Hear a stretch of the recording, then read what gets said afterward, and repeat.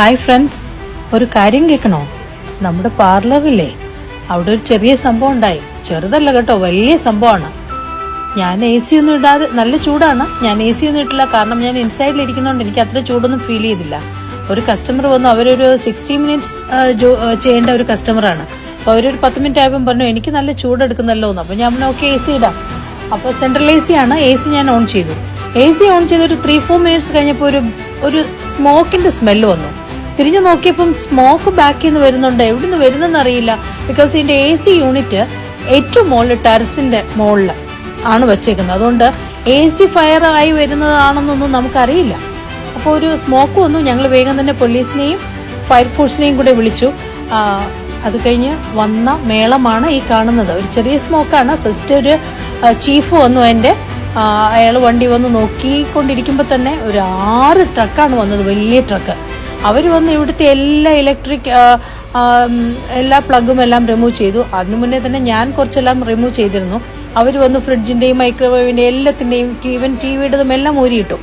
തന്നെ ഒന്നും മനസ്സിലാവുന്നില്ല. അവരെല്ലാം വെളിയിലേക്ക് ഇറങ്ങി. എനിക്ക് പേടിയായി. ഞാൻ ചോദിച്ചു നിങ്ങൾ പോവാണോ?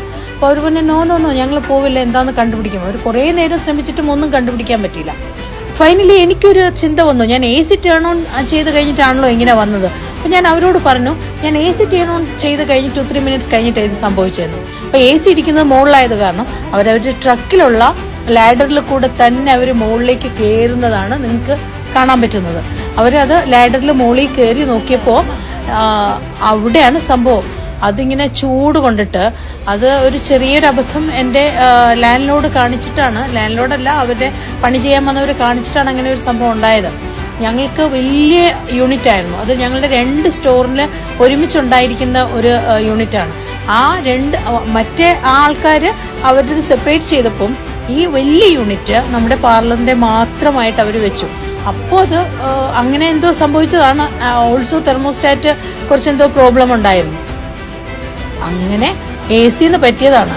നോക്കി, ഒരു ചെറിയ സ്മോക്ക് പറഞ്ഞപ്പം 6 വണ്ടി ഒരു 2 hours ഈ റോഡ് ഫുള്ള് ബ്ലോക്ക് ആയിരുന്നു. താങ്ക് ഗുഡ്നസ് ഒരു കുഴപ്പമില്ല, എല്ലാം അവർ സോൾവ് ചെയ്തിട്ടാണ് പോയത്. ദൈവത്തിന്റെ കൃപ, ഒന്നും സംഭവിച്ചില്ല. ആകെ പേടിച്ചു പോയി. എന്റെ കസ്റ്റമർ എന്തായാലും തീരുന്നത് വരെ എന്റെ ഒപ്പം തന്നെ ഉണ്ടായിരുന്നു. അവർ പോയില്ല. ഒരു ചെറിയൊരു സംഭവം ഉണ്ടായി, കുറച്ചൊന്ന് പേടിച്ചു. Thank you so much for watching task time.